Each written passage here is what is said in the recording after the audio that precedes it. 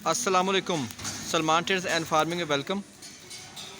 Viewers, farm के ऊपर अब हमारा शटरिंग का काम स्टार्ट हो गया, स्ट्रक्चर का काम स्टार्ट हो गया और जो हमारे जानवर हैं जो इधर खुले होते थे आसमान पे, उनके लिए शेड बन रहा है।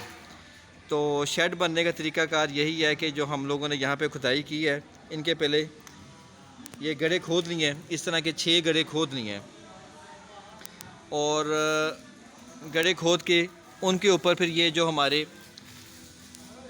गार्डर हैं वो जाएंगे और उनका स्टोन बनेंगे, पिलर बनेंगे, उसके ऊपर उनके स्टोन बनेंगे, फिर छत डलेगी।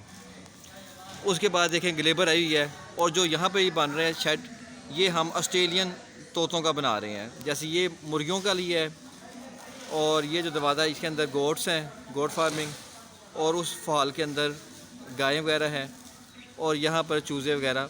और यहाँ पे जो ये शेड बन रहा है ये हमारा ऑस्ट्रेलियन तोते और जो हमारे फैंसी बर्ड्स हैं उनका सारा सिस्टम बन रहा है। इसके अंदर पार्टीशन करेंगे और ये हमारा गोट फार्मिंग और डेयरी फार्मिंग का पूरा शेड बन रहा है। ठीक है, ये साथ साथ जैसे जैसे बनता जाएगा मैं आपको उसके बारे में अपडेट देता रहूँगा ताकि आपको पता चले कि आपने शेड पे कितनी लागत आती है, किस तरह बनाना है शेड। तो वो ज़्यादा महंगा नहीं है और अच्छा जो सस्ता भी बने, पायदार भी हो, मजबूती में भी अपनी मिसाल आप हो।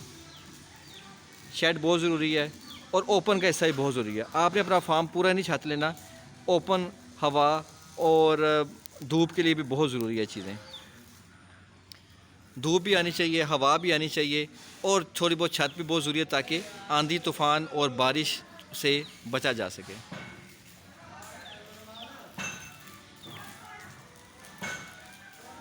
मुर्गियों का शेड तो ऑलरेडी तैयार है ऑलमोस्ट।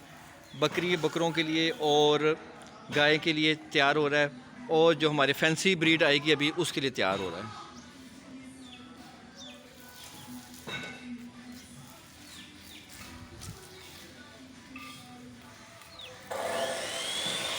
यस।